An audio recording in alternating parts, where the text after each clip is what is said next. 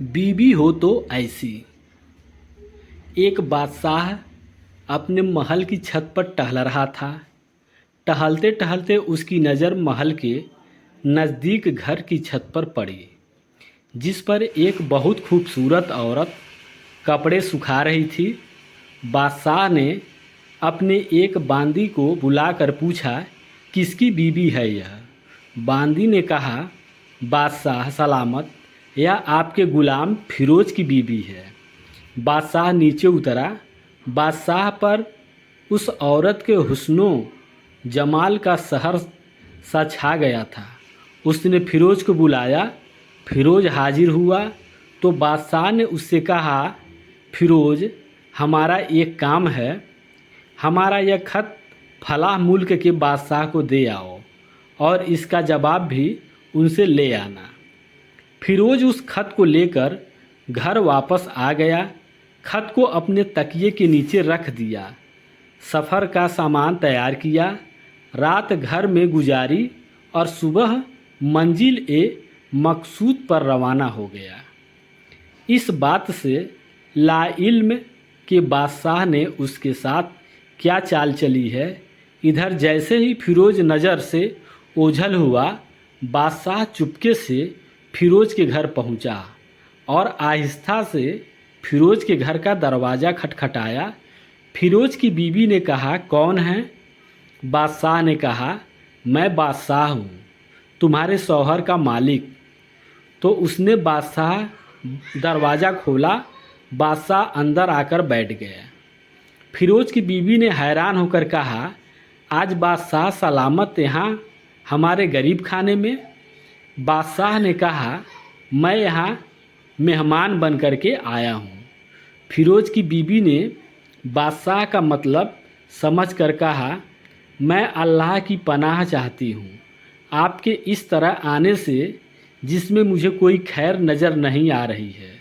बादशाह ने गुस्से में कहा, ये लड़की, क्या कह रही हो तुम? शायद तुमने मुझे पहचाना नहीं। मैं बादशाह हूँ, तुम्हारे शौहर का मालिक। फिरोज की बीवी ने कहा, बादशाह सलामत, मैं जानती हूँ कि आप ही बादशाह हैं, लेकिन बुजुर्ग कह गए हैं, शेर को अगरचे जितनी ही भूख लगी हो, वह मुर्दार तो नहीं खाना शुरू कर देता है। और कहा, बादशाह सलामत, तुम उस कटोरे में पानी पीने आए हो जिसमें तुम्हारे कुत्ते ने पानी पिया है। बादशाह उस औरत की बातों से बड़ा शर्मसार हुआ और उसको छोड़कर वापस चला गया, लेकिन अपने चप्पल वहीं भूल गया। यह सब तो बादशाह की तरफ से हुआ। अब फिरोज को आधे रास्ते में याद आया कि जो खत बादशाह ने उसे दिया था वह तो घर पर ही छोड़ आया है। उसने घोड़े को तेज़ी से वापस मोड़ा और अपने घर की तरफ लपका। फिरोज अपने घर पहुंचा तो तकिए के नीचे से खत निकालते वक्त उसकी नज़र पलंग के नीचे पड़े बादशाह के नालैन चप्पल पर पड़ी, जो वह जल्दी में भूल गया था। फिरोज का सर चकरा कर रह गया और वह समझ गया कि बादशाह ने उसे सफ़र पर सिर्फ इसलिए भेजा ताकि वह अपना मतलब पूरा कर ले। फिरोज किसी को कुछ बताए बगैर चुपचाप घर से निकला। खत लेकर वह चल पड़ा और काम खत्म करने के बाद बादशाह के पास वापस आया तो बादशाह ने उसे इनाम के तौर पर 100 दिनार दिए। फिरोज दिनार लेकर बाजार गया और औरतों के इस्तेमाल के कीमती कपड़े और कुछ तहाइफ भी खरीद लिए। घर पहुंचकर बीवी को सलाम किया और कहा, चलो तुम्हारे मैके चलते हैं। बीवी ने पूछा, यह क्या है? कहा, बादशाह ने इनाम दिया है और मैं चाहता हूँ कि तुम यह पहनकर अपने घर वालों को भी दिखाओ। बीवी, जैसे आप चाहें। बीवी तैयार हुई और अपने वालिदैन के घर अपने शौहर के साथ रवाना हुई। दामाद और बेटी और उनके लाए गए तहाइफ को देखकर वह लोग बहुत खुश हुए। फिरोज बीबी को छोड़कर वापस आ गया। 1 महीना गुजरने के बावजूद ना बीवी का पूछा और ना उसके वापस बुलाया। फिर कुछ दिन बाद उसके साले उससे मिलने आए और उनसे कहा, आप हमें अपनी बहन से गुस्से और नाराज़गी की वजह बताएं या फिर हम आपको काफ़ी के सामने पेश करेंगे। तो उसने कहा, अगर तुम चाहो तो कर लो, लेकिन मेरे ज़िम्मे उसका ऐसा कोई हक बाकी नहीं है जो मैंने अदा न किया हो। वह लोग अपना केस काजी के पास ले गए तो काजी ने फिरोज को बुलाया। काजी उस वक्त बादशाह के पास बैठा हुआ था।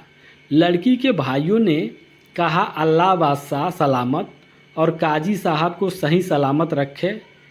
काजी साहब, हमने एक सब्ज बाग, दरख्त फलों से भरे हुए और साथ में मीठे पानी का कुआं इस सख्त के हवाले में दिया था, तो इस सख्त ने हमारा बाग उजाड़ दिया, सारे फल खा लिए, दरख्त काट लिए और कुएं को ख़राब करके बंद कर दिया। काजी फिरोज की तरफ मुतवज्जे होकर पूछा, हाँ तो लड़के, तुम क्या कहते हो इस बारे में? फिरोज ने कहा, काजी साहब, जो बाग मुझे दिया गया था वह उससे बेहतर हालात में मैंने उसे वापस किया है। काजी ने पूछा, क्या इसने बाग तुम्हारे हवाले वैसे ही हालात में वापस किया है जैसे पहले था? उन्होंने कहा, हाँ वैसे ही हालात में वापस किया है, लेकिन हम उनसे बाग वापस करने की वजह जानना चाहते हैं। काजी ने कहा, हाँ फिरोज, तुम इस बारे में क्या कहना चाहते हो? फिरोज ने कहा, काजी साहब, मैं बाग किसी बुग़्ज़ या नफ़रत की वजह से नहीं छोड़ा, बल्कि इसलिए छोड़ा कि एक दिन जब मैं बाग में आया तो उसमें मैंने शेर के पंजे के निशान देखे, तो मुझे खौफ हुआ कि शेर मुझे खा जाएगा। इसलिए शेर के इकराम की वजह से मैंने बाग में जाना बंद कर दिया। बादशाह, जो टेक लगाए हुए यह सब कुछ सुन रहा था, उठकर बैठ गया और कहा, फिरोज, अपने बाग की तरफ अमर और मुतमईन होकर के जाओ। अल्लाह की कसम, इसमें कोई शक नहीं कि शेर तुम्हारे बाग आया था, लेकिन वह वहाँ पर ना तो कोई असर छोड़ सका, ना कोई पत्ता तोड़ सका और ना ही कोई फल खा सका। वह वहाँ पर थोड़ी देर रहा और मायूस होकर के लौट गया। और खुदा की कसम, मैंने कभी तुम्हारे जैसे बाग के गिर्द लगे मजबूत दीवारें नहीं देखी। फिरोज अपने घर लौट आया और अपने बीवी को भी वापस लिया। ना तो काजी को पता चला और ना ही किसी और को माजरा क्या है। क्या खूब मेहनत बेहतर है अपने अहलो अयाज के राज को छुपाना कि लोगों को पता ना चले, अपने घरों के भेद किसी पर जाहिर ना होने दें। तो ये कहानी कैसी लगी कमेंट करके ज़रूर बताइए और मेरे YouTube चैनल को